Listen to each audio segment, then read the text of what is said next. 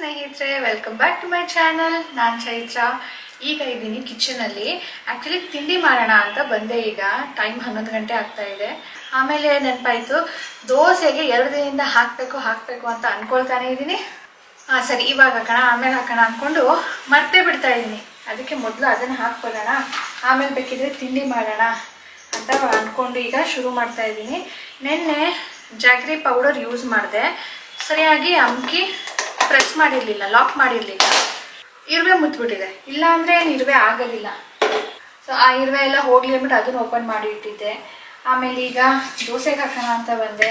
Rajesh avocado ತಂದಿದ್ದಾರೆ, 1 kg ಏನೋ ತಂದಿದ್ದಾರೆ. ಅದರಲ್ಲಿ ಇದೊಂದು ಕಲರ್ ಬಂದಿದೆ.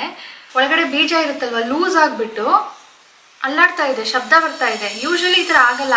ನಾವು ಕಟ್ ಮಾಡಿಬಿಟ್ಟು ಅದನ್ನು ತೆಗಿಬೇಕು, ಎಳಿಬೇಕು. ಇದು ಆಲ್ರೆಡಿ ಲೂಸ್ ಆಗಿಬಿಟ್ಟಿದೆ. ಇದನ್ನ ಇವತ್ತು ನಾವು ಕನ್ಸ್ಯೂಮ್ ಮಾಡ್ಬೋದು. ನೋಡಿ, ಕಲರ್ ಬಂದಿದೆ, ಎಲ್ಲ ಕಡೆನೂ ಕರೆಕ್ಟಾಗಿ ಕಲರ್ ಬಂದಿದೆ. ಇಲ್ಲ ಅಂದರೆ ಸ್ವಲ್ಪ ಕಾಯಿ ಇರುತ್ತೆ, ಗಟ್ಟಿ ಇರುತ್ತೆ, ಸ್ಮ್ಯಾಶ್ ಮಾಡೋದಕ್ಕೆ ಆಗೋದಿಲ್ಲ. ಈ ಥರ ಕಲರ್ ಬಂದಾಗ ಕಟ್ ಮಾಡಿ ತಿನ್ನಬೇಕು.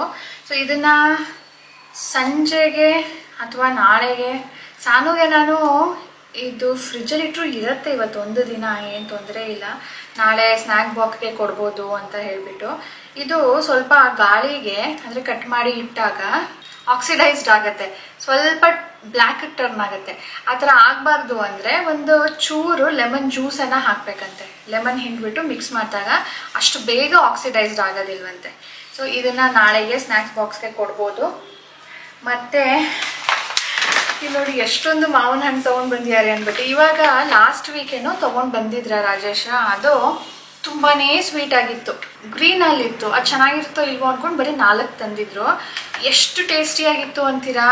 ಅದಕ್ಕೆ ರಾಜೇಶ್ ಅಂತ ಇದ್ರು, ಮಾವಿನ ಹಣ್ಣಿನ ಸೀಸನ್ನು ಆಗೋಗ್ತಾ ಇದೆ, ಸ್ವಲ್ಪನೇ ಬರ್ತಾ ಇದೆ, ಜಾಸ್ತಿ ಎಲ್ಲೂ ನೋಡ್ತಾ ಇಲ್ಲ ನಾನು. ಕಡಿಮೆ ಇದೆ, ಒಂದ್ಸರಿ ಇರುತ್ತೆ ಒಂದ್ಸರಿ ಇರೋದಿಲ್ಲ, ವೆರೈಟಿಗಳು ಕಡಿಮೆ ಆಗಿಬಿಟ್ಟಿದೆ. ಸೊ ಸೀಸನ್ ಮುಗಿತಾ ಇದೆ, ಆದಷ್ಟು ಜಾಸ್ತಿ ಕನ್ಸ್ಯೂಮ್ ಮಾಡ್ಬೇಕು ನಾವು ಅಂದರು. ಸರಿ, ಇವತ್ತು ಮತ್ತೆ ತೊಗೊಂಡು ಬಂದಿದ್ದಾರೆ. ಮೊದಲೆಲ್ಲಾನು 80 ರೂಪೀಸ್ಗೆ kg ಸಿಗ್ತಾ ಇತ್ತು. ಈಗ 120 ರೂಪಾಯಿ ಆಗಿದೆ kg. ಅದು ನಾವು ಯಾವಾಗಲೂ 1 kg ತರ್ತಾ ಇದ್ವಿ, 4 ಅಷ್ಟೇ. ಈ ಸಾರಿ 2.5-3 kg ಅಷ್ಟು ತಗೊಂಡು ಬಂದಿದ್ದಾರೆ. ಮುಗ್ದೋಗುತ್ತೆ, ಇನ್ನು ಸಿಗೋದಿಲ್ಲ ಅಂತ ಹೇಳ್ಬಿಟ್ಟು. ಸೊ ಇದು ಸ್ವೀಟ್ ಆಗಿರುತ್ತೆ ಅಂತ ಅಂದ್ಕೊಳ್ತೀನಿ. ಸ್ವೀಟ್ ಇರಲ್ಲ ಅಂದರೆ ಸ್ವಲ್ಪ ಕಷ್ಟ ಅಷ್ಟೇ. ಮತ್ತೆ ಜನವರಿಯಲ್ಲಿ ಮಾಡಿದ್ದು ಎಳ್ಳು ಬೆಲ್ಲ, ಇದೆಲ್ಲೋ ಸೇರ್ಕೊಂಡಿತ್ತು, ಸಿಕ್ಕೇ ಇರಲಿಲ್ಲ, ಖಾಲಿನೇ ಆಗಿಲ್ಲ. ಸೊ ಇದು ಈಗ ತಿನ್ನಬೇಕು. ಇಲ್ಲ ಅಂದರೆ ಎಲ್ಲನೂ ಸಪ್ರೇಟ್ ಮಾಡಿ ಚಟ್ನಿ ಏನಾದರೂ ಮಾಡ್ಕೊಳ್ಬೇಕು. ಸೊ ಬನ್ನಿ ಸ್ನೇಹಿತರೆ, ದೋಸೆಗೆ ಹಾಕಬೇಕು ಅಂತ ಹೇಳಿದ್ನಲ್ಲ, ದೋಸೆಗೆ ಹಾಕಬೇಕಾದ್ರೆ ಮೆಜರ್ಮೆಂಟ್ ತೋರಿಸಿ ಅಂತ ಹೇಳಿದ್ರಿ. ಹಾಗಾಗಿ ನಾನು ಅರ್ಜೆಂಟಾಗಿ ಈಗ ಈ ವ್ಲಾಗನ್ನು ಸ್ಟಾರ್ಟ್ ಮಾಡಿದ್ದು, ಕ್ಯಾಮ್ರಾ ತಂದು ಇಟ್ಕೊಂಡು. ಬನ್ನಿ ಮೊದಲು ದೋಸೆಗೆ ಹಾಕ್ಬಿಡೋಣ, ಆಮೇಲೆ ತಿಂಡಿ ಮಾಡೋಣ, ಆಮೇಲೆ ಈ ಕೆಲಸಗಳೆಲ್ಲ ಮಾಡಬೇಕು. ಈ ಹಣ್ಣು ತೆಗ್ದಿರೋದು ಆ್ಯಂಡ್ ಇದನ್ನು ಸಪ್ರೇಟ್ ಮಾಡೋದು, ಇದು ಇವತ್ತ ನಾಳೆಗ ನೋಡಬೇಕು. ಸೊ ಬನ್ನಿ. ಅಕ್ಕಿ ದಪ್ಪ ಅಕ್ಕಿ ಇದು. ನೀವು ದೋಸೆ ಅಕ್ಕಿ ತೊಗೊಳಂಗಿದ್ರು ನಡೆಯುತ್ತೆ. ಇದು ಡಿಪೋಲ್ಲಿ ಕೊಡ್ತಾರಲ್ವ ದಪ್ಪ ಅಕ್ಕಿ, ಅದು.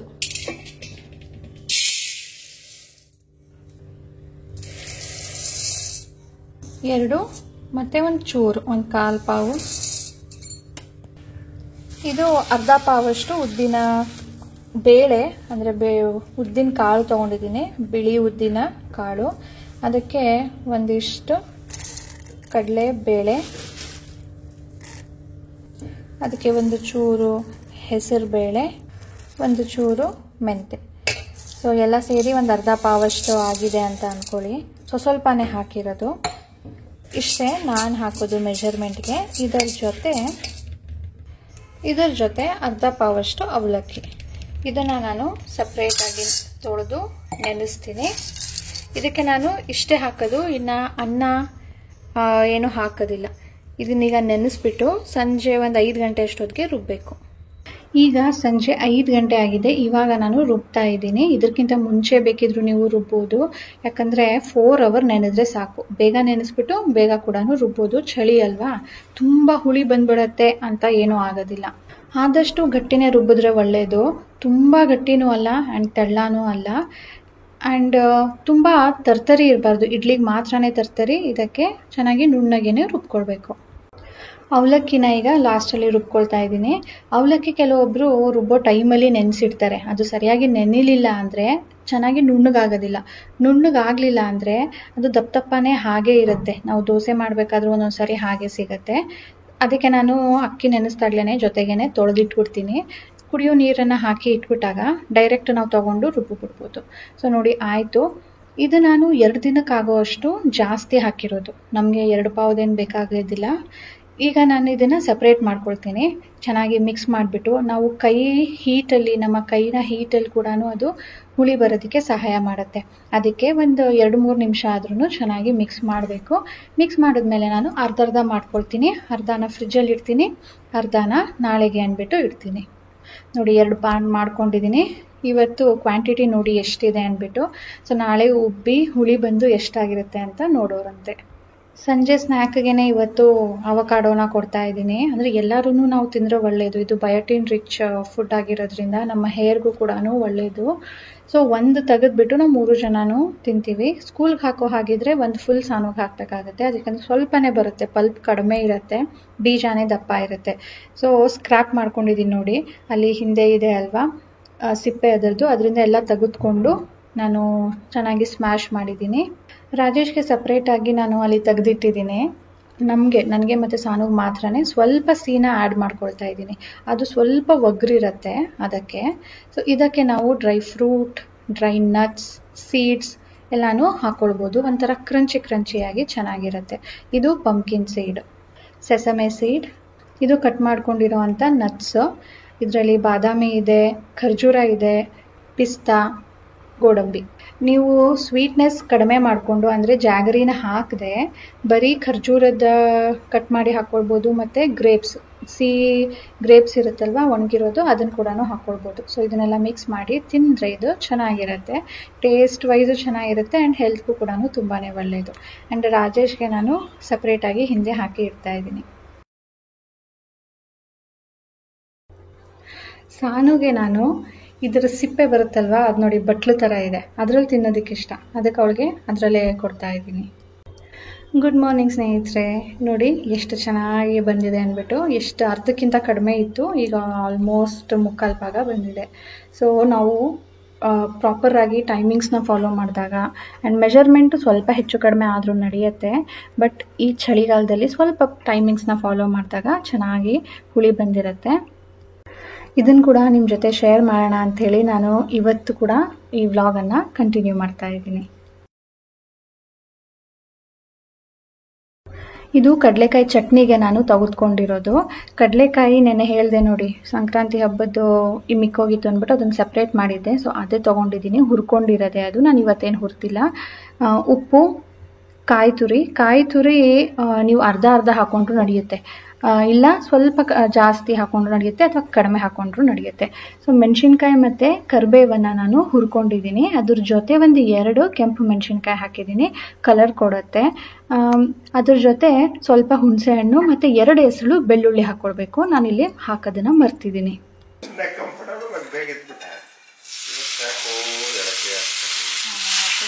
ಅದೇ ಪ್ರಾಬ್ಲಮ್.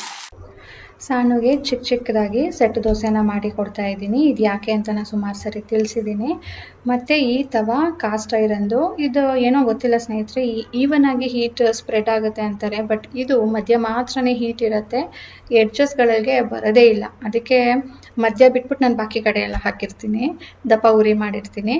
ಇದು ಕಾಸ್ಟ್ ಐರನ್ದು ಬಾಳಿಕೆ ಚೆನ್ನಾಗಿ ಬರುತ್ತೆ. ಹೆಲ್ತ್ ವೈಸ್ ನಮ್ಗೆ ಒಳ್ಳೆಯದು, ಯಾಕಂದರೆ ಟಾಕ್ಸಿನ್ಸ್ ಏನೂ ಇರೋದಿಲ್ಲ, ಯಾವುದೇ ಕೆಮಿಕಲ್ಸ್ ಯೂಸ್ ಮಾಡಿರೋದಿಲ್ಲ ಇದನ್ನು ಮಾಡೋದಕ್ಕೆ ಅಂದ್ಬಿಟ್ಟು. ಸೊ ಫುಡ್ ಜೊತೆ ರಿಯಾಕ್ಟ್ ಆಗುತ್ತೆ ಅನ್ನೋ ಥರ ಏನೂ ಇರೋದಿಲ್ಲ. ಮೇಂಟೆನೆನ್ಸ್ ಕೂಡ ತುಂಬ ಈಸಿಯಾಗಿ ಮಾಡ್ಬೋದು. ಒನ್ ಟೈಮ್ ಇನ್ವೆಸ್ಟ್ಮೆಂಟ್ ಇದು. ಸೊ ಯಾರಿಗಾದ್ರೂ ಇಂಟ್ರೆಸ್ಟ್ ಇದ್ದರೆ ಲಿಂಕ್ ಡಿಸ್ಕ್ರಿಪ್ಷನಲ್ಲಿರುತ್ತೆ, ಚೆಕ್ ಮಾಡಿ. ಮತ್ತು ದೋಸೆನೂ ನೋಡ್ಬೋದು ಎಷ್ಟು ಸೆಟ್ ದೋಸೆ ಥರ ಚೆನ್ನಾಗಿ ದಪ್ಪಕ್ಕೆ ಮಂದಕ್ಕೆ ಬಂದಿದೆ ಅಂತ ಹೇಳಿಬಿಟ್ಟು. ಪೋರ್ಸ್ ಎಷ್ಟೊಂದು ಇತ್ತಲ್ವಾ, ಹಂಗಂದರೆ ಅದು ಸಾಫ್ಟಾಗಿ ಚೆನ್ನಾಗಿದೆ ಅಂತ ಅರ್ಥ. ಇವತ್ತು ಸಾನು ಫಸ್ಟ್ ಟೈಮ್ ಕಲರ್ ಡ್ರೆಸ್ ಹಾಕ್ತಾ ಇರೋದು ಸ್ಕೂಲ್ಗೆ. ಅವಳ ಬರ್ತ್ಡೇ ದಿನ ಕೂಡ ಅವಳು ಹಾಕೋ ಹಾಗಿಲ್ಲ. ಏನಾದರೂ ಪ್ರೋಗ್ರಾಮ್ ಇದ್ದಾಗ ಅವರ ಕಾಸ್ಟ್ಯೂಮ್ಸ್ ಕೊಡ್ತಾರೆ, ಅದನ್ನು ಹಾಕೊಂಡು ಹೋಗಬೇಕು. ಇವತ್ತು ಕೂಡ ಒಂದು ಪ್ರೋಗ್ರಾಮ್ ಇದೆ. ಇವಳು ಫ್ರೆಂಚ್ ತೊಗೊಂಡಿದ್ದಾಳೆ. ಫ್ರೆಂಚ್ಗೆ ಒಂದು ಸಾಂಗ್ಗೇನೋ ಪ್ರೋಗ್ರಾಮ್ ಇದೆಯಂತೆ, ಅಸೆಂಬ್ಲಿಯಲ್ಲಿ ಪಾರ್ಟಿಸಿಪೇಟ್ ಮಾಡಬೇಕು ಅಂತ ಹೇಳಿಬಿಟ್ಟು ಇವತ್ತು ಮನೆಯಿಂದಾನೇ ರೆಡಿಯಾಗಿ ಬನ್ನಿ ಅಂತ ಹೇಳಿದ್ದಾರೆ. ಲೈಟ್ ಮೇಕಪ್ ಅಂತೆ, colour dress, light makeup, hair style ಅಂತ ಏನೂ ಇಲ್ಲ, ಜಸ್ಟ್ ಲೂಸ್ ಬಿಡಿ ಅಂತ ಹೇಳಿದಾರಂತೆ. ಅದಕ್ಕೆ ಬೇಬಿ ಕ್ರೀಮ್ ಹಾಕ್ಬಿಟ್ಟು ನನ್ನ BB ಕ್ರೀಮ್ ಹಾಕಿ ಲೈಟಾಗಿ ಸ್ವಲ್ಪ ಪೌಡರ್ ಅಪ್ಲೈ ಮಾಡ್ತಾ ಇದ್ದೀನಿ. ಹಾಗೆ ಸ್ವಲ್ಪ eyeliner and lip shade. Good morning ಸ್ನೇಹಿತರೆ. ಸೋಮವಾರದ ವ್ಲಾಗಲ್ಲಿ ನಾನು ಹೇಳಿದ್ದೆ ನನ್ನ ಹತ್ರ ಕೆಲವೊಂದು ಪ್ರಾಡಕ್ಟ್ಸ್ ಇದೆ, ಅದನ್ನು ಗಿವ್ ಅವೇ ಮಾಡ್ತಾ ಇದ್ದೀನಿ ಅಂತ ಹೇಳ್ಬಿಟ್ಟು. ತುಂಬ ಚೆನ್ನಾಗಿ ರೆಸ್ಪಾನ್ಸ್ ಬಂದು, ತುಂಬ ಜನ ಕೇಳಿದ್ರು, ತುಂಬ ಜನ ಮೇಲ್ ಕೂಡ ಮಾಡಿದ್ರು. ಬಟ್ ಅದರಲ್ಲೇ ಹೇಳಿದೆ ನಾನು first come first serve basis ಮೇಲೆ ನಾನು ಕೊಡ್ತೀನಿ ಅಂದ್ಬಿಟ್ಟು. ಒಂದೇ ಪ್ರಾಡಕ್ಟ್ಗೆ ಸುಮಾರು ಒಂದು 2-3 ಜನ ಕೇಳೋದಕ್ಕೆ ಶುರು ಮಾಡಿದ್ರು. ಸೊ ಎಲ್ಲರಿಗೂ ನಾನು ಸರಿ ಪೇ ಮಾಡಿ ಅಂದಿದ್ದೆ. ಯಾರು ಫಸ್ಟ್ ಪೇ ಮಾಡಿದ್ರು ಅವ್ರಿಗೆ ನಾನು ಪ್ರಾಡಕ್ಟನ್ನು ಎತ್ತಿಟ್ಟಿದ್ದೀನಿ.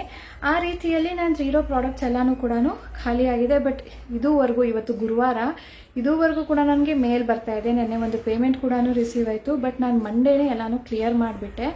ಮಂಡೇ ರಾತ್ರಿ ತನಕನೂ ಮೇಲ್ಗಳು ಬರ್ತಾಯಿತ್ತು, ನಾನು ರೆಸ್ಪಾಂಡ್ ಮಾಡಿ ಅದಕ್ಕೆಲ್ಲಾನು ಕ್ಲಿಯರ್ ಮಾಡಿದ್ದೀನಿ. ನಂತರ ಈಗ ಒಂದು ಪ್ರಾಡಕ್ಟ್ ಇಲ್ಲ. ಸೊ ನಿನ್ನೆ ಯಾರ್ದು ಒಂದು ಪೇಮೆಂಟ್ ಬಂದಿದೆಯೋ ಅವರು ತುಂಬಾ ಲೇಟಾಗಿ ಮಾಡಿದ್ದಾರೆ. ಮಂಡೇ ನಾನು ಕೇಳಿರೋದವ್ರಿಗೆ ಪೇ ಮಾಡಿ ಅಂದ್ಬಿಟ್ಟು ಅವರು ನಿನ್ನೆ ಮಾಡಿದ್ದಾರೆ. ಸೊ ಅದನ್ನು ನಾನು ರೀಪೇ ಮಾಡ್ತೀನಿ, ಪ್ರಾಡಕ್ಟ್ಸ್ನ ಕಳ್ಸೋದಕ್ಕಾಗೋದಿಲ್ಲ. ಮತ್ತು ಇನ್ನು ಇವತ್ತು ನಾನು ಎಲ್ಲ ಅಡ್ರೆಸ್ನೆಲ್ಲನೂ ಒಂದು ಶೀಟಲ್ಲಿ ಹಾಕ್ತಾ ಇದ್ದೀನಿ. ಹಾಕಿ ಆಯಿತು, ಪ್ರಿಂಟ್ಔಟ್ ತೊಗೊಳೋಣ ಅಂದ್ಬಿಟ್ಟು. ಅದರಲ್ಲಿ ಇಬ್ಬರದು, ಒಬ್ಬರು ಮಂಜುಳಾ ಅಂತ ಹೇಳಿಬಿಟ್ಟು ಅವರು ಅಡ್ರೆಸ್ ಕಳಿಸಿಲ್ಲ. ನಾನು 2 ಸಾರಿ ಕೇಳಿದ್ದೀನಿ, ಅವರು ಇನ್ನೂ ಅಡ್ರೆಸ್ ಕಳಿಸಿಲ್ಲ. ಇನ್ನು ಒಬ್ಬರು ಅವ್ರ ಹೆಸರು, ಅವ್ರದ್ದು ಫೋನ್ ನಂಬರ್ ಕಳಿಸಿಲ್ಲ. ಸೊ ಇಬ್ಬರಿಗೂ ಮೇಲ್ ಮಾಡಿದ್ದೀನಿ. ಅವ್ರಿಗೆ ನೆನ್ನೆನೇ ಮಾಡಿದ್ದೆ, ಆದರೂ ಕೂಡ ನನಗೆ ಇನ್ನೂ ರೆಸ್ಪಾನ್ಸ್ ಬಂದಿಲ್ಲ. ಅವ್ರು ಕೇಳ್ತಾ ಇದ್ರು ಆಲ್ರೆಡಿ ಯಾವಾಗ ಕಳಿಸ್ತೀರಾ ಪ್ರಾಡಕ್ಟ್ ಅಂದ್ಬಿಟ್ಟು. ನಾನು ಲಾಸ್ಟ್ ವ್ಲಾಗಲ್ಲೇ ಮೆನ್ಷನ್ ಮಾಡಿದ್ದೆ, ನಾನು ಶನಿವಾರನೇ ಕೊರಿಯರ್ ಮಾಡೋದಕ್ಕಾಗದ್ದು. It involves so much steps ಅಲ್ವಾ. ಅದಾದಮೇಲೆ ಇವತ್ತು ನಾನು ಪ್ರಿಂಟ್ ತೊಗೊಂಡು ಇದನ್ನು ಪ್ಯಾಕ್ ಮಾಡೋಣ ಅಂತ ಅಂದ್ಕೊಂಡಿದ್ದೆ. ಅದು ಇವತ್ತು ಪ್ಯಾಕ್ ಮಾಡಿದ್ರೆ ಆದಷ್ಟು ಇವತ್ತಾಗುತ್ತೆ, ಇಲ್ಲಾಂದರೆ ನಾಳೆ, ಆಮೇಲೆ ಶನಿವಾರ ಕೊರಿಯರ್ ಮಾಡ್ಬೋದು ಅಂಥೇಳಿ. ಸೊ ಅವರಿಂದ ನನಗೆ ಅಡ್ರೆಸ್ ಕಳಿಸಿಲ್ಲ, ಫೋನ್ ನಂಬರ್ ಕಳಿಸಿಲ್ಲ. ಅದು 2 ಪೆಂಡಿಂಗ್ ಇದೆ, ಕಾಯ್ತಾ ಇದ್ದೀನಿ. ಸೊ ಪ್ಲೀಸ್ ಬೇಗ ಕಳಿಸಿ. ಇನ್ ಕೇಸ್ ಶುಕ್ರವಾರ ಸಂಜೆ ತನಕ ನೀವು ಕಳಿಸಿಲ್ಲ ಅಂದರೆ ನಾನು ಅದೆರಡನ್ನ ಬಿಟ್ಟು ಬಾಕಿದನ್ನ ಕೊರಿಯರ್ ಮಾಡ್ತೀನಿ. ನನಗೆ ಸ್ಯಾಟರ್ಡೇಸ್ ಮಾತ್ರನೇ ಅದು ಕೊರಿಯರ್ ಮಾಡೋಕ್ಕಾಗೋದು. ಸೊ ನಿಮ್ಮ ಇಬ್ಬರದು ನೆಕ್ಸ್ಟ್ ವೀಕ್ ಕೊರಿಯರ್ ಮಾಡಬೇಕಾಗುತ್ತೆ. ನೀವು ನನಗೆ ಮೇಲ್ಗೆ ರಿಪ್ಲೈ ಮಾಡಿಲ್ಲ, ಹಾಗಾಗಿ ನಾನು ಮತ್ತೆ 1 ವೀಕ್ ಅದನ್ನು ಹೋಲ್ಡ್ ಮಾಡಿ ಆಮೇಲೆ ಕಳಿಸ್ಬೇಕಾಗುತ್ತೆ. ಸೊ ಪ್ಲೀಸ್ ಬೇಗ ರಿಪ್ಲೈ ಮಾಡಿ. ಇಷ್ಟೆಲ್ಲ ನಾನು ಹೇಳಬೇಕಿತ್ತು. ಓಕೆ, ಲಾಸ್ಟ್ ಟೈಮ್ ಅಮ್ಮ ಬರೋ ಮುಂಚೆ ನಾವು ಕ್ರೂಸ್ ವ್ಲಾಗ್ಸ್ನೆಲ್ಲ ಶೇರ್ ಮಾಡೋ ಮುಂಚೆನೂ ಅನಿಸುತ್ತೆ ನಾನು ರೊಟ್ಟಿ ಆ್ಯಂಡ್ ಪಾಲಕ್ ಮಾಡಿದ್ದೆ. ಅದು ರೊಟ್ಟಿ ಹೇಗೆ ಮಾಡಿದ್ರಿ, ಯಾವ ರೊಟ್ಟಿ ಅದು ಅಂತ ತುಂಬ ಜನ ಕೇಳಿದ್ರಿ, ಅದು ರೆಸಿಪಿ ಶೇರ್ ಮಾಡಿ ಅಂತ. ಸೊ ಅದು ಅಕ್ಕಿ ರೊಟ್ಟಿ ಮಾಡಿದ್ದು ನಾನು. ಬನ್ನಿ ಇವತ್ತು ನಿಮಗೆ ವಿತ್ ಮೆಷರ್ಮೆಂಟ್ಸ್ ತಿಳಿಸ್ತೀನಿ. ಈಗ ಒಂದು ಬಟ್ಲಲ್ಲಿ ನೀರು 1 ಬೌಲ್ ಹಾಕಿದೆ, ಸ್ವಲ್ಪ ಕಮ್ಮಿ 1 ಬೌಲು, ಆಮೇಲೆ ಇನ್ನು ಅರ್ಧ ಹಾಕಿದ್ದೀನಿ. ಸೊ 1.5 ಕಪ್ ಅಷ್ಟು ಹಾಕಿದ್ದೀನಿ. ಸ್ವಲ್ಪ ಉಪ್ಪನ್ನು ಸೇರಿಸ್ಕೊಂಡಿದ್ದೀನಿ. 1 ಬಟ್ಲು ಅಕ್ಕಿ ಹಿಟ್ಟು ತೊಗೊಂಡಿದ್ದೀನಿ, ಆದರೆ ಇದು 1 ಬಟ್ಲು ಹಿಡಿಸೋದಿಲ್ಲ, 3/4 ಬಟ್ಲು ಹಿಡಿಸುತ್ತೆ. ಅಂದರೆ ಈಗ ನೀವು 1.5 ಕಪ್ ತೊಗೊಂಡಾಗ 3/4, 1 ಕಪ್ ತೊಗೊಂಡಾಗ ಅರ್ಧ ಕಪ್ ಅಷ್ಟು ಅಕ್ಕಿ ಹಿಟ್ಟು ಹಿಡಿಸತ್ತೆ.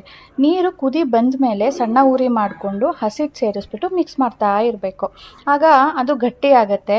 ಆಮೇಲೆ ನೀವು ಆಫ್ ಮಾಡಿಬಿಡಿ, ಎಷ್ಟು ಹಿಡಿಸುತ್ತೋ ಅಷ್ಟನ್ನು ಹಾಕಿಬಿಟ್ಟು ಮಿಕ್ಸ್ ಮಾಡಿಬಿಟ್ಟು ಸ್ಟವನ್ನು ಆಫ್ ಮಾಡಿ ಸಾಕು. ನೀರು ಕುದಿ ಬಂದಿರುತ್ತಲ್ವ, ಅದರಲ್ಲೇ ಇದು ಬೆಂದ್ಕೊಳ್ಳುತ್ತೆ. ನೀವು ಏನಾದರೂ ಹಾಗೆ ಆನ್ ಮಾಡಿ ಬಿಟ್ಟರೆ ತಳ ಹಿಡಿಯುತ್ತೆ, ನೀರಿರೋದಿಲ್ವಲ್ಲ ಅದಕ್ಕೆ. ನೋಡಿ, 1/4 ಭಾಗದಷ್ಟು ಮಿಕ್ಕಿದೆ. ಇಲ್ಲಿ ನಾನು 1 ಬಟ್ಲಷ್ಟು ಅಕ್ಕಿ ಹಿಟ್ಟನ್ನು ತೊಗೊಂಡಿದ್ದೀನಿ. ಇದು ಯಾವ ಅಕ್ಕಿ ಹಿಟ್ಟು ಅಂತ ನೀವು ಕೇಳೋದಾದರೆ, ನಿಮಗೆ ಅಂಗಡಿಯಲ್ಲಿ ಏನು ರೆಡಿ ಸಿಗುತ್ತಲ್ವ, ವಿಜಯಲಕ್ಷ್ಮಿ ಬ್ರ್ಯಾಂಡ್ದು, ಅದಾದರೂ ನಡೆಯುತ್ತೆ, ಇಲ್ಲ ಮನೆಯಲ್ಲೇ ಮಾಡ್ಕೊಂಡಿರೋದಾದರೂ ನಡೆಯುತ್ತೆ. ಎರಡಕ್ಕೂ ನೀವು ಸೇಮ್ ಫಾಲೋ ಮಾಡ್ಬೋದು. ಅದು ತುಂಬಾ ಬಿಸಿ ಇರುತ್ತೆ. ಆ್ಯಂಡ್ ಸ್ವಲ್ಪ ಉಳಿದಿದೆ ನೋಡಿ, ಅದನ್ನು ಪಕ್ಕದಲ್ಲಿ ಇಟ್ಕೊಂಡಿದ್ದೀನಿ. ಕಲಸಿ ನೋಡಿಬಿಟ್ಟು ನಿಮಗೆ ಸ್ವಲ್ಪ ಜಿಡ್ಡು ಕಡಿಮೆ ಇದೆ, ಇನ್ನು ಹಾಕಬೇಕು, ಕಿತ್ತೋಗುತ್ತೆ ರೊಟ್ಟಿ ಹಾಕಿದಾಗ ಅಂತ ಗೊತ್ತಾದರೆ ನಿಮಗೆ, ಆವಾಗ ಮತ್ತೆ ಅದನ್ನು ಕಲಿಸ್ಕೊಳ್ಬೋದು. ಅಥವಾ ರೊಟ್ಟಿ ಕಡಿಮೆ ಆಯಿತು ಇನ್ನೂ ಬೇಕು ಅನ್ನೋ ಆಗಿದ್ರೆ ಅದಕ್ಕೆ ಇನ್ನು ಸ್ವಲ್ಪ ಡ್ರೈ ಹಿಟ್ಟನ್ನು ಹಾಕಿಬಿಟ್ಟು ಕಲಿಸ್ಕೊಳ್ಬೋದು. ಇದು ತುಂಬಾ ಬಿಸಿ ಇರುತ್ತೆ. ತಣ್ಣಗಾದ್ಮೇಲೆ ನಾವು ಕಲಸೋದಕ್ಕೆ ಏನಾಗುತ್ತೆ ಅಂದರೆ ಬೆಂದಿರುತ್ತಲ್ವ, ಗಟ್ಟಿ ಆಗಿಬಿಡುತ್ತೆ, ಇಡ್ಲಿ ಥರ ಆಗಿಬಿಡುತ್ತೆ ಅದು. ಅದಕ್ಕೆ ಬಿಸಿ ಇದ್ದಾಗಲೇ ಆದಷ್ಟು ಮಾಡ್ಕೊಳ್ಬೇಕು. ಒಂದು ಸ್ಪೂನಲ್ಲಿ ಡ್ರೈ ಹಿಟ್ಟು ಜೊತೆ ಮಿಕ್ಸ್ ಮಾಡ್ಕೊಳ್ತಾ ಇದ್ದೀನಿ. ಒಂದು 5 ನಿಮಿಷದೊಳಗಡೆನೇ ಇದು ತಣ್ಣಗಾಗ್ಬಿಡುತ್ತೆ. ಆಮೇಲೆ ನಾವು ಇದಕ್ಕೆ ನೀರನ್ನು ಸೇರಿಸ್ಕೊಂಡು, ತಣ್ಣೀರೇನೆ ಹಾಕ್ಕೊಳ್ಬೋದು, ತಣ್ಣೀರು ಹಾಕ್ಕೊಂಡು ಚೆನ್ನಾಗಿ ಕೈಯಲ್ಲೇ ಮಿಕ್ಸ್ ಮಾಡಿಕೊಂಡು ನಾದ್ಕೊಳ್ಬೇಕು. ನಾವು ಗೋಧಿ ಹಿಟ್ಟಲ್ಲಿ ಚಪಾತಿ ಹಿಟ್ಟು ಹೇಗೆ ಕಲಿಸ್ಕೊಳ್ತೀವೋ ಸೇಮ್ ವೇಯಲ್ಲೇ ಇದು ಕೂಡ ಕಲಿಸ್ಕೊಳ್ಬೇಕು. ಸ್ವಲ್ಪ ಗಟ್ಟಿ ಇರಬೇಕು. ಇಷ್ಟರಲ್ಲೀಗ 4 ರೊಟ್ಟಿ ಆಗುತ್ತೆ. ಗಟ್ಟಿ ಇದೆ ನೋಡಿ, ಅಂದರೆ ನಿಮಗೆ ತಟ್ಟೋದಕ್ಕೆ ಆಗಬೇಕು, ತುಂಬಾ ಗಟ್ಟಿ ಇರಬಾರ್ದು, ಆಮೇಲೆ ತಟ್ಟೋದಕ್ಕೆ ಆಗೋದಿಲ್ಲ, ಕೈ ನೋವು ಬಂದ್ಬಿಡುತ್ತೆ. ಸ್ವಲ್ಪ ತೆಳ್ಳ ಮಾಡ್ಕೊಳ್ಳಿ. ತುಂಬಾ ತೆಳ್ಳ ಆಗಿಬಿಟ್ರೆ ಏನಾಗುತ್ತೆ, ನಾವು ತವಾ ಮೇಲೆ ಹಾಕೋದಕ್ಕೆ ಆಗೋದಿಲ್ಲ, ಕಿತ್ತೋಗುತ್ತೆ. ಆ್ಯಂಡ್ ನಾವು ಅದು ಬೇಯಿಸ್ಕೊಂಡಿದ್ದು ಯಾಕೆ ಅಕ್ಕಿ ಹಿಟ್ಟು ಅಂದರೆ ಇದು ಜಿಡ್ಡಿರೋದಿಲ್ಲ, ಆಗ ನಮಗೆ ತಟ್ಟದಾಗ್ಲೂ ಕಿತ್ತೋದಂಗೆ ಆಗುತ್ತೆ. ಎತ್ತಿ ತವಾ ಮೇಲೆ ಹಾಕಬೇಕಾದ್ರಂತೂ ಫುಲ್ ಹರಿದೋಗೋ ಥರನೇ ಆಗಿಬಿಡುತ್ತೆ. ಅದಕ್ಕೆ ನಾವು ಬೇಯಿಸ್ಕೊಂಡು ಇದಕ್ಕೆ ಸೇರಿಸ್ಕೊಳ್ಳೋದು. ಬೆಂದಿರೋ ಅಂಥ ಹಸಿಟ್ಟು ಸ್ವಲ್ಪ ಅಥವಾ ಜಾಸ್ತಿ ಮಾಡ್ಕೊಳ್ಬೋದು. ಆ್ಯಂಡ್ ಈಗ ತಟ್ಟಬೇಕು. ಕೈಯಲ್ಲಿ ನಮ್ಮ ಪಾಮ್ ಸಹಾಯದಿಂದ ತಟ್ಕೊಳ್ಬೇಕು. ಎಡ್ಜಸ್ನ ಬೇಕಿದ್ರೆ ಫಿಂಗರ್ಸಿಂದ ತಟ್ಕೊಳ್ಬೋದು. ಆದಷ್ಟು ಸ್ವಲ್ಪ ದೊಡ್ಡ ಜಾಗದಲ್ಲೇ ತಟ್ಟಿ. ಈಗ ನೋಡಿ, ನನ್ನ ಪಕ್ಕದಲ್ಲಿ ಹಸಿಟ್ಟಿಟ್ಟಿದೆ ಅಂತ ಹೇಳಿಬಿಟ್ಟು ಅದಕ್ಕೆ ತಗಲ್ಬಿಟ್ಟು ಹರಿದೋಯ್ತು. ಸೊ ಅದು ತಗಲ್ದಾಗ ಮಾತ್ರ ಆ ಥರ ಆಗುತ್ತೆ. ನೀವು 2 ಕೈ ಬಳಸ್ಕೊಂಡು ರೌಂಡ್ ಶೇಪ್ ಕೊಡ್ಬೋದು. ನೋಡಿ, ಎತ್ತದಾಗ ನಿಮ್ಮ ಕೈಯಲ್ಲಿ ನಿಲ್ಬೇಕದು, ಕಿತ್ತೋದ್ರೆ ಅದು ನಿಮಗೆ ಹರಿದೋಗುತ್ತೆ ತವಾ ಮೇಲೆ ಹಾಕೋ ತನಕ. ಮಂದವಾಗಿರೋ ಅಂಥ ತವಾ ಬೇಕು, ಹಾಗೆ ಫುಲ್ ಬಿಸಿಯಾಗಿರಬೇಕು. ನೀರು ಚಿಮ್ಕಿಸಿದ್ರೆ ಫುಲ್ ಸ್ಟೀಮ್ ಬರಬೇಕು. ಹಾಕಿದ್ದು ಒಂದು 2-3 ನಿಮಿಷಕ್ಕೇ ಅದು ಬೆಂದ್ಕೊಳ್ಳುತ್ತಲ್ವ, ಆವಾಗ ಅದ್ರ ಮೇಲೆ ನೀರನ್ನು ಸವರಬೇಕು. ನೀರು ಸವರೋದು ಯಾಕೆ ಅಂದರೆ ನಾವು ಹಸಿಟ್ಟು ಹಾಕ್ಕೊಂಡು ತಟ್ಟಿರ್ತೀವಿ, ಆ ಹಸಿಟ್ಟು ಹೋಗಲಿ ಅಂತ ಹೇಳಿಬಿಟ್ಟು. ಸೊ ನೀರು ಹಾಕಿದ್ಮೇಲೆ ಅದು ಸ್ವಲ್ಪ ಡ್ರೈ ಆಗಬೇಕು. ಡ್ರೈ ಆದಮೇಲೆ ಮಗ್ಚಿ ಹಾಕಬೇಕು. ಇದು ಮಂದ ಇರುತ್ತಲ್ವ, ಚಪಾತಿ ಅಷ್ಟು ಬೇಗ ಏನು ಬೇಯೋದಿಲ್ಲ. It takes time. ಎಲ್ಲ ಕಡೆನೂ ಚೆನ್ನಾಗಿ ಬೇಯಿಸ್ಬೇಕು, ಇಲ್ಲಾಂದರೆ ಹಸಿಟ್ಟು ಅನಿಸುತ್ತೆ. ನಾನು ತುಪ್ಪ ಹಚ್ತೀನಿ, ನನಗದು ಲುಕ್, ಅದ್ರ ಫ್ಲೇವರು ತುಂಬ ಇಷ್ಟ ಆಗುತ್ತೆ. ಇದು ಎಷ್ಟು ಸಾಫ್ಟ್ ಇರುತ್ತೆ ಅಂದರೆ ಸ್ನೇಹಿತರೆ, ಈ ಥರ ಬೇರೆ ಬೇರೆ ಸಪ್ರೇಟ್ ಮಾಡ್ಬೋದು 2 ಲೇಯರ್ಸ್ನ. ಒಂಥರ ಪಾಕೆಟ್ ಥರ ಕೂಡ ಆಗುತ್ತೆ. ಈ ಥರ ಇದ್ದಾಗ ತುಂಬಾ ಸಾಫ್ಟಾಗಿ ಇರುತ್ತೆ. ನಿಮಗೆ ಸ್ವಲ್ಪ ಕ್ರಂಚ್ ಬೇಕು ಅನ್ನೋ ಹಾಗಿದ್ರೆ ಸ್ವಲ್ಪ ಜಾಸ್ತಿ ಹೊತ್ತು ಬೇಯಿಸಬೇಕು ಅಷ್ಟೇ. ಇದಕ್ಕೆ ಕಾಂಬಿನೇಷನ್ ಆಗಿ ಇವತ್ತು ಮೊಟ್ಟೆ ಪಲ್ಯ ಮಾಡಿದ್ದೆ. ನುಗ್ಗೆಕಾಯಿ ಸೊಪ್ಪು ಹಾಕ್ಬಿಟ್ಟು ಮೊಟ್ಟೆ ಪಲ್ಯ, ಎರಡೂ ತುಂಬಾ ಚೆನ್ನಾಗಿರೋಂಥ ಕಾಂಬಿನೇಷನು. ಅಂಡಿ ಬಾಕ್ರಿ ಅಂತ ನಮ್ಮ ಮನೇಲಿ ಹೇಳೋದು. ಈ ರೆಸಿಪಿ ನಾನು ನೆಕ್ಸ್ಟ್ ವ್ಲಾಗ್ನಲ್ಲಿ ಶೇರ್ ಮಾಡ್ತೀನಿ. ಸೊ ಇದರೊಂದಿಗೆ ಇವತ್ತಿನ ವ್ಲಾಗ್ ಎಂಡ್ ಮಾಡ್ತೀನಿ ಸ್ನೇಹಿತರೆ. ಸಿಗೋಣ ಮುಂದಿನ ವ್ಲಾಗ್ನೊಂದಿಗೆ. ಪ್ಲೀಸ್ ಇವತ್ತಿನ ವಿಡಿಯೋ ಇಷ್ಟ ಆಗಿದ್ರೆ ಲೈಕ್ ಬಟನ್ ಕ್ಲಿಕ್ ಮಾಡಿ, ಶೇರ್ ಮಾಡಿ. ವಿದೌಟ್ ಸಬ್ಸ್ಕ್ರೈಬಿಂಗ್ ನೋಡ್ತಾ ಇದ್ರೆ ಪ್ಲೀಸ್ ಸಬ್ಸ್ಕ್ರೈಬ್ ಮಾಡ್ಕೊಳ್ಳಿ. ಬಾಯ್ ಬಾಯ್ ಸ್ನೇಹಿತರೆ.